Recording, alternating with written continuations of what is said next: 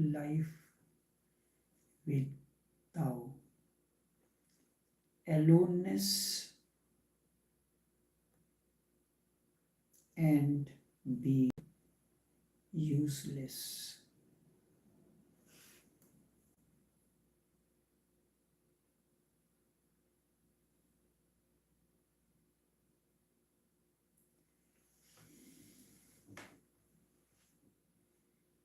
Aloneness is the way to nourish and nurture yourself. So remember, if you ever try being alone, you have to drop the idea of utility. Be useless. Only then you can be alone.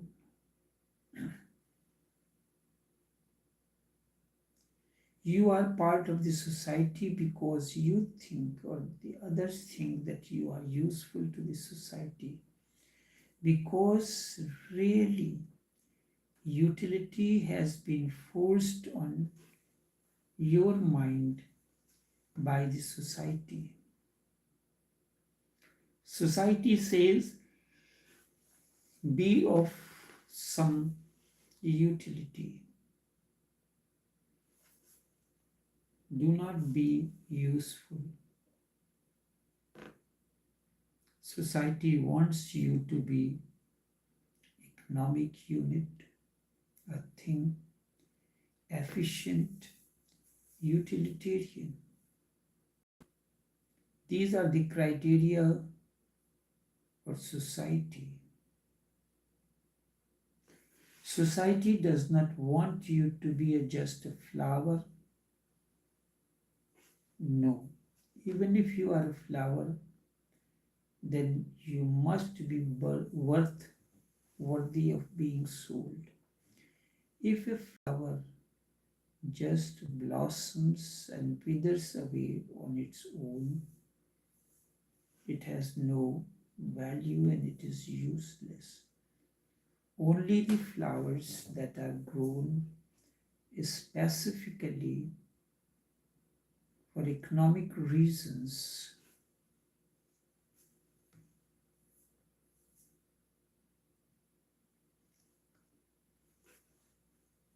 are considered useful. Society does not want you to be just a flower. No, even if you are a flower, then you must have some utility, must be worth being sold to be as a bouquet, as a single flower. Society needs you to be in the marketplace. You must have some utility. Only then you are of any use, otherwise not. Society goes on preaching that utility is the goal of life, the purpose of life. But is the purpose of life, is utility, is the purpose of life? The society thinks so. It imprints on your mind, infuses into you, but this is nonsense. I am not saying be useless,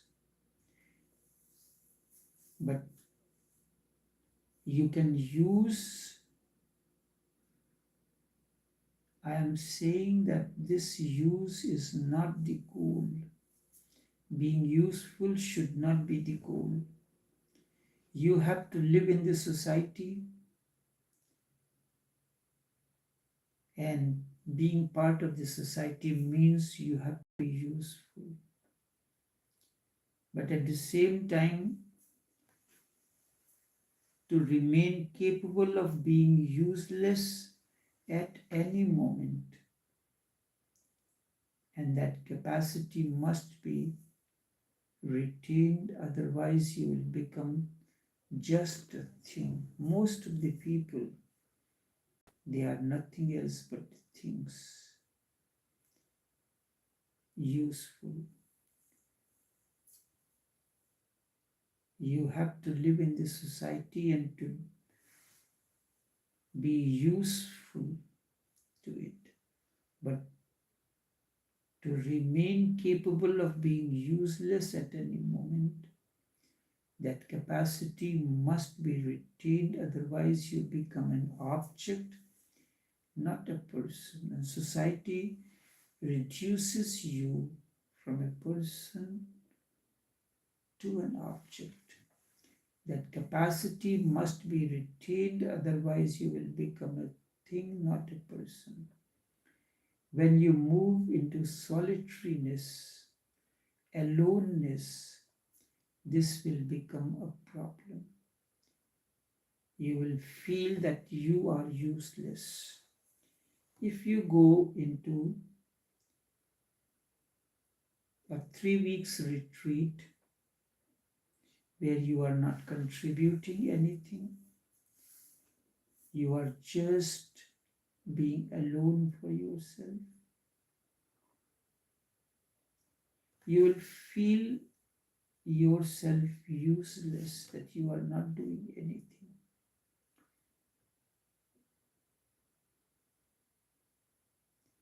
While working with the people, sometimes when I suggest that this person need to go for 3 weeks to 3 months into a total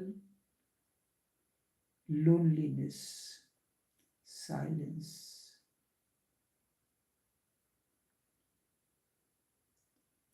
And I tell them that after 7 days, they will want to come back. And their mind will find all the reasons not to be there so that they can come back. It is very difficult to practice not doing, to be alone, not doing anything. If you are staying home for a holiday,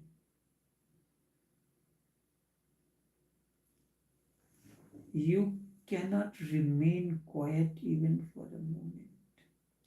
Even when you come in the company of the meditation, you cannot remain quiet, just connected to yourself. You must attend to the phone calls that is coming. You must attend to the others if somebody coming in. These are not the part of aloneness. This is the part of the society to be useful. So it happens that after a week, they want to come back, and their mind will find all the reasons for not being there so that they can come back.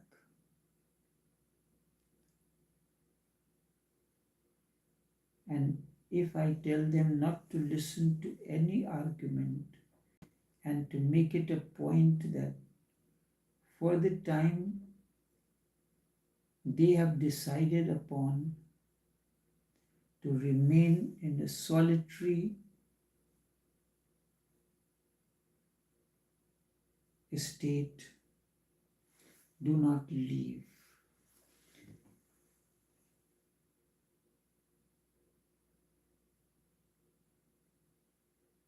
So what happens that before they go, they say that since we are going on our own,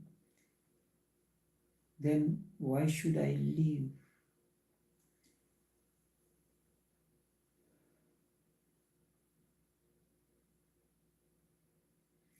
But the fact is this, as a human being, you do not know yourself. And for that matter, nobody knows. There are number of people who attend individual meditation sessions.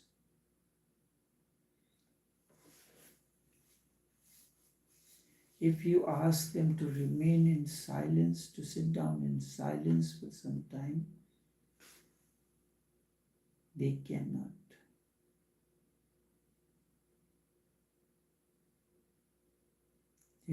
Some start singing, others start scanning through the phone or something else. There was a time when Osho had stopped talking. That was sometimes in April of 1889 until 19th of January 1990, when Osho had completely stopped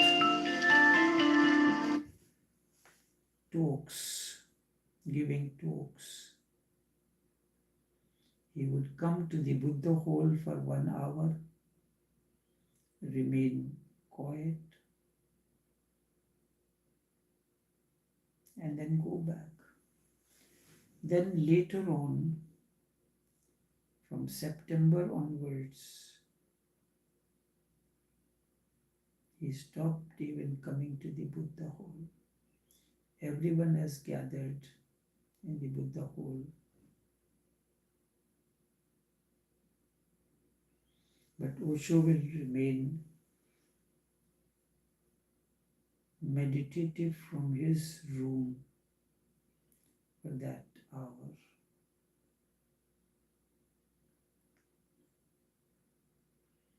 It is very difficult to remain silent even for a few moments, not doing anything.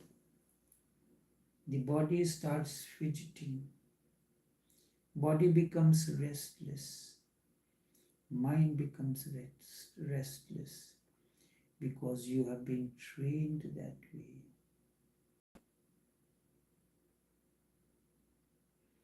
You have been trained that way.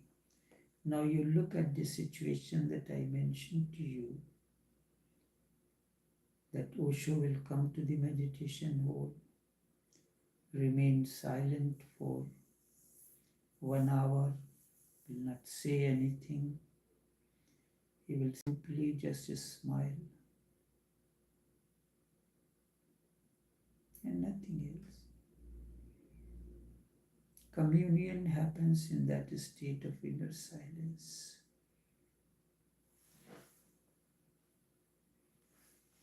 Communion happens in that state of inner silence. And then from September of 1889, he stopped even coming to the Buddha hall because he was not in a position.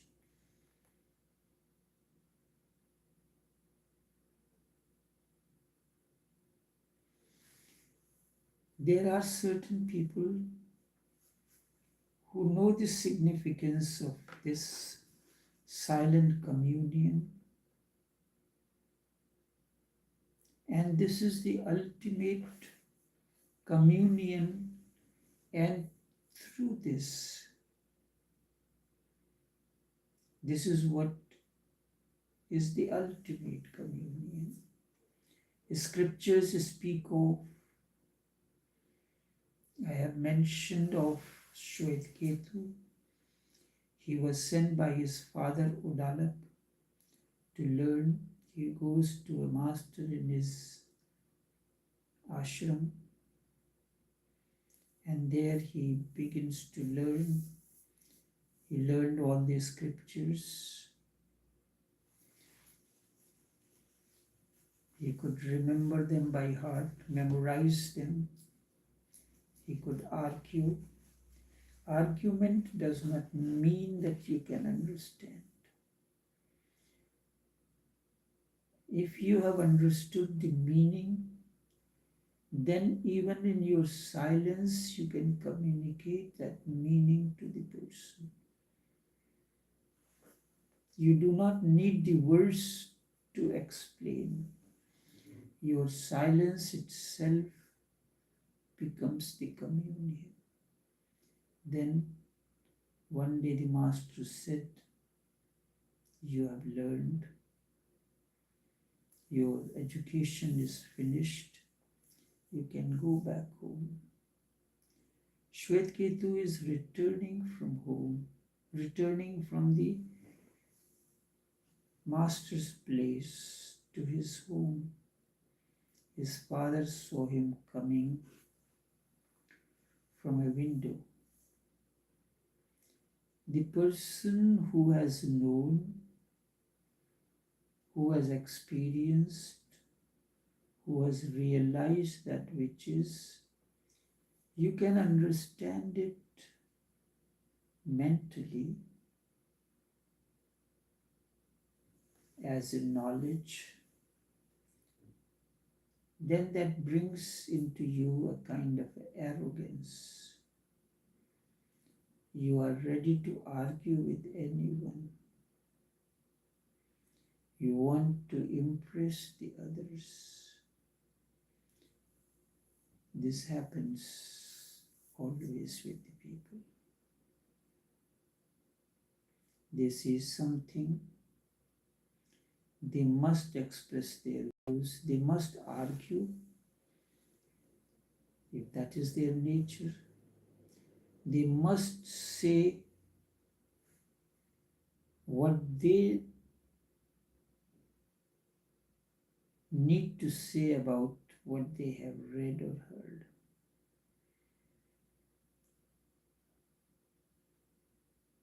This is the nature of the mind.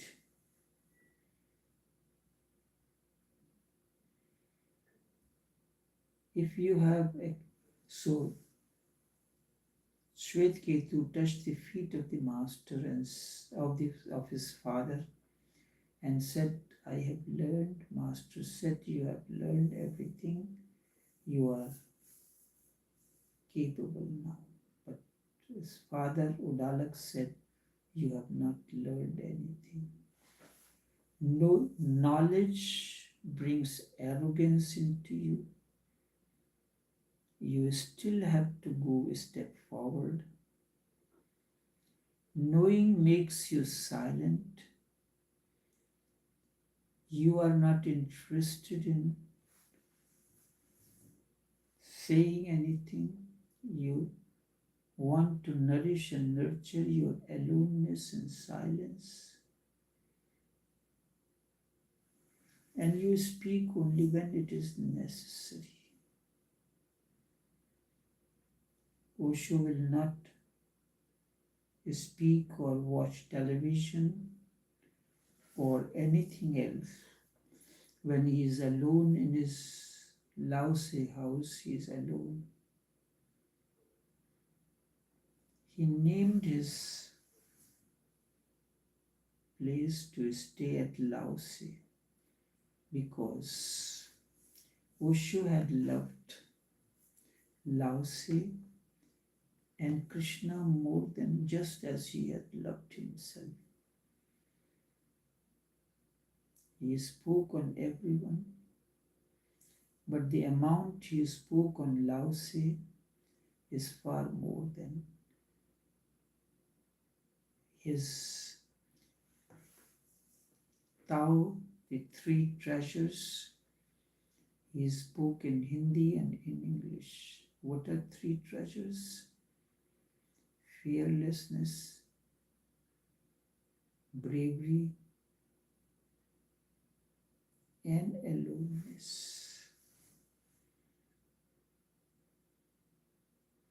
Fearlessness, bravery, and aloneness. And he spoke endlessly on Krishna. Krishna, the Smriti. Then Smriti means the memory. Then Krishna as a person and his philosophy. there are two things. A man may be simple, but his philosophy, his way may be complex. Gandhi is a perfect example of that. Perfect example of that. He was a different person, and his philosophy and teachings were totally opposite to it. He manifests himself as a simple man, just like a common man. So he will be traveling in a third class compartment. But the cost of him traveling in a third class compartment was far more than if he had traveled in the first class. The compartment, which normally carries 85 passengers, there would be none except he and his few attendants. There will be security around. And he was drinking the milk of a goat. So the goat will remain in a separate compartment because it was traveling with him wherever he went. And the nourishment that was given to the goat was which not even a rich person cannot afford. Nuts, almonds, cashew nuts, things like these, so that the milk that she gives is nourishing. And he was a simple man. He was against science and technology. He said there is no need for all this. He was a propagator of peace, but a weak person cannot talk about peace. But peace, you have to be strong enough. If you are strong enough, everybody will listen to your peace message. So when he spoke, Krishna as a man and his philosophy are in harmony with one another. A person says something and does something else. Gandhi, everything that is his violence, but he was a simple man, but his philosophies were complex and not interest of the country. So when you learn to decipher this silence, you are willing, you are ready to enter into the silent communion, which is the ultimate way. There are some who have reached to this point, to reach this state that they don't need any word. Just being in the presence into a silent communion is more than enough. Because when you are alone and silent, something starts becoming uneasy into you. You have no need to turn on your smartphone. You start scanning through it. You start singing something. And the very purpose of the association with the Master means he takes you into ultimately in the state of silent communion.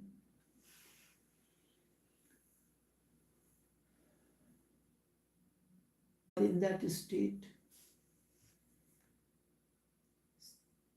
You are alone. You are imbibing the silence that surrounds you. You are, even the noise sometimes becomes so silent. You are no more utilitarian at that moment. This is necessary to be in the beginning as a preparation. Thereafter, it will not be necessary. You may be amidst the crowd, but you are still in your own company. Enough.